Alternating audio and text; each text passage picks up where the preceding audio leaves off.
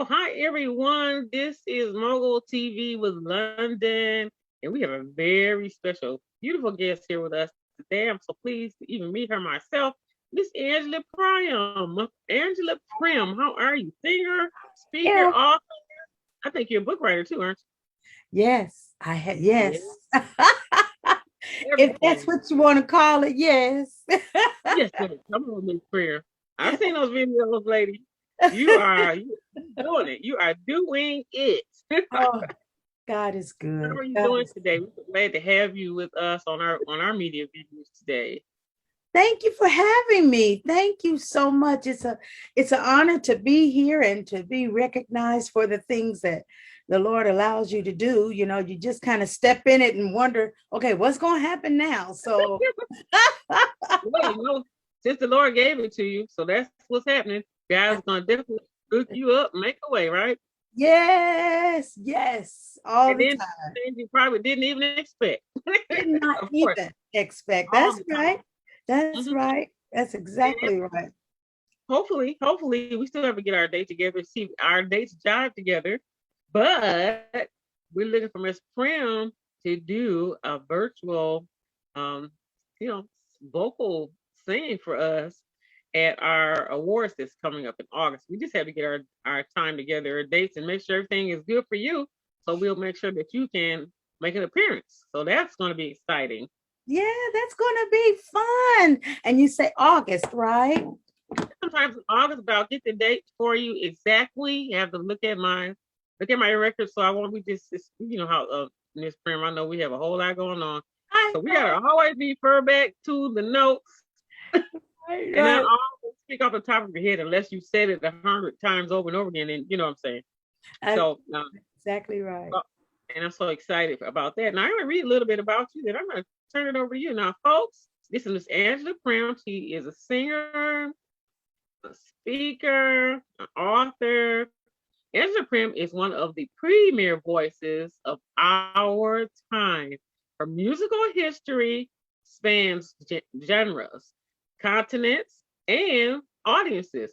She has commanded the attention of the mega stars from Aretha Franklin, Barbara Mandrell, Dolly Parton, and Brooks. And we're gonna let you talk about it some more. Tell us more about all of this that you're doing with the music. What kind of music do you do? Where have you been? Where you going? What's your plan? I know that's a lot. You know what? And I did not know. I had no idea that singing where I'm from is Indianapolis, Indiana. And my ex-husband dropped me off at Fort Campbell. He was military, and I was close to Nashville. So working in the community, this was in 1985, the latter part of 85. I was offered a position to sing on a television show that was called Bobby Jones Gospel.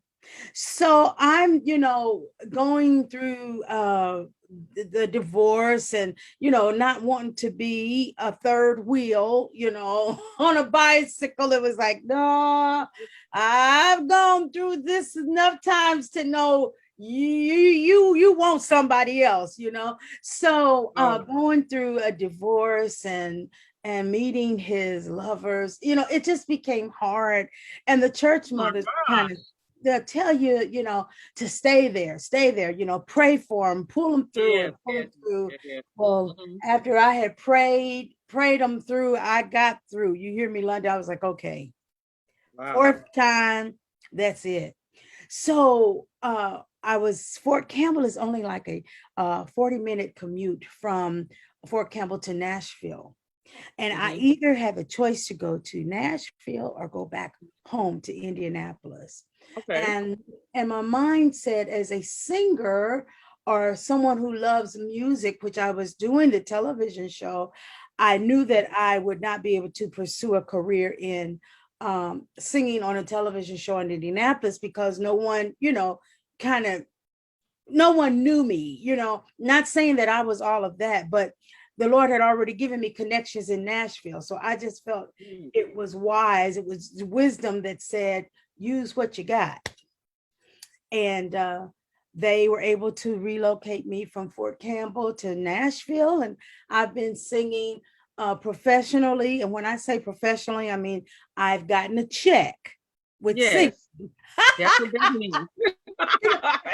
Until you're paid, London, it's kind of a hobby, you know? Now, my mommy told me that too. She said, "Did they pay you?" The first time I played piano, real quick, I said, Mama, the church had me. My kids were little, and I'm kind of like with you, just divorce and all this stuff. I said, Mom, the church, I played the piano at the church today. And she said, "Did they pay you?" I said, "Yes, ma'am." She said, "Now you a professional." I said, "I'll never forget that, Mama. I'll never forgot it. The moment you get paid one time, you're a professional. Don't forget it." And here you are saying, "Yeah, you got that check. You know, it wasn't a hobby no more." It, it wasn't, but it wasn't enough to say it was a career either. I was just starting out, but it was something about that first check, you know, that Yeah. said, okay, I can maybe live out of this resources that God has provided and the doors that God was opening. So that's when I was with the television show, that other people began to inquire about me singing on their record, singing soprano or singing alto, and that's what you call a background vocalist. Right. And with that, I began to meet so many different people because Mm. I was and am a background vocalist. And it's been one. I wouldn't take nothing for my journey, because even the sad times, the hard times, built character, London. You don't go in the gym to lift lilies. No, you go in to lift weights, to Great. build a muscle. Wow. And with this in mind, while I was in the gym of life, and I have Mm. been, Mm. and it has built character and it has built muscles. Hallelujah. So, sometimes, when people say things, I can look at them a little different. I'm like, no, I lifted up that weight before. I'm not interested in that right there. Exactly. Because from here, yeah. Wow. Experience will tell you.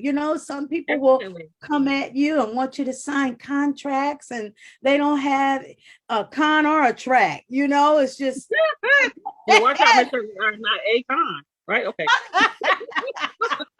I think we can have a good time talking about these things here.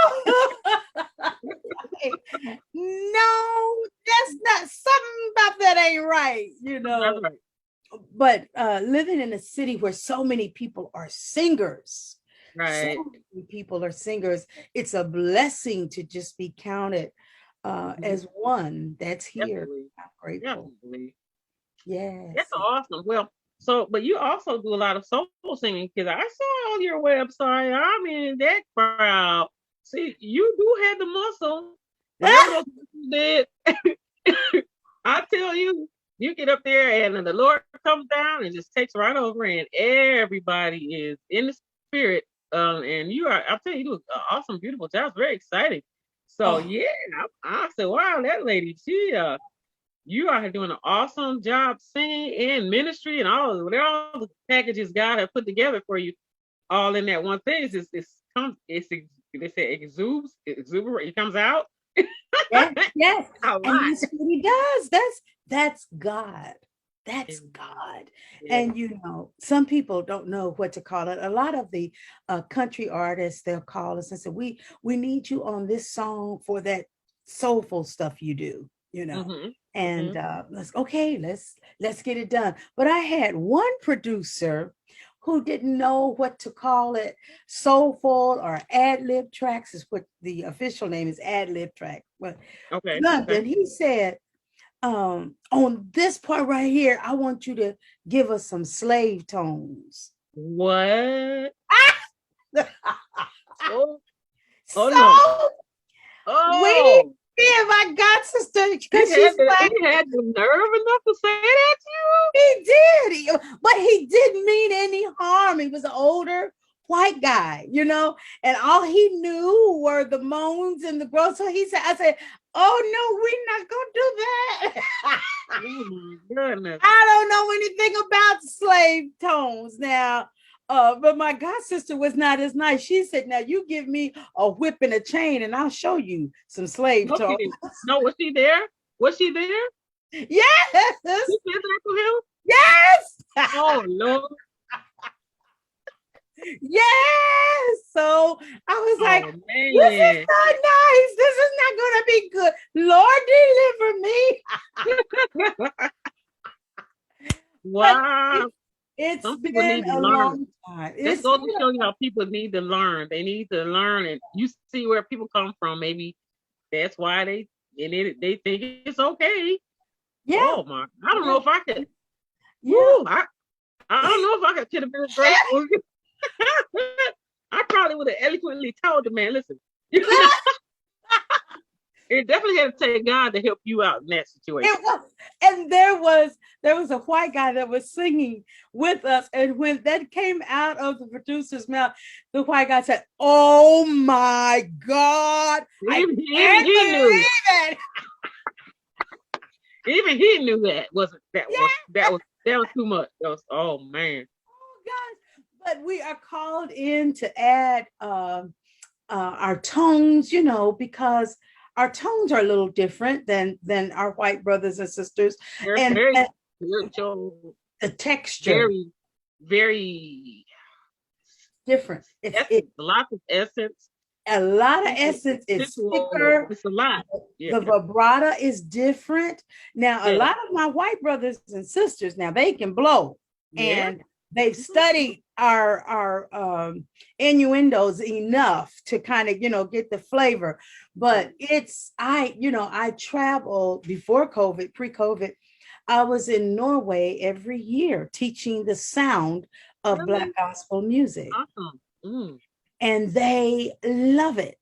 They love it. And I start with the slave songs, which Mm-hmm. were coded songs that Harriet Tubman would use to gather up the slaves, Yes. those who had the nerve to escape. And she carried a gun, but it wasn't for the slave owners. It was for those who started with her and changed their mind, Man, oh my goodness. Well, because we're she's gonna have to have you come back and we're gonna talk. We got a lot to talk about, don't we? because her thing was, if you start with me, you will finish either alive or dead, because you're not going to abort the mission.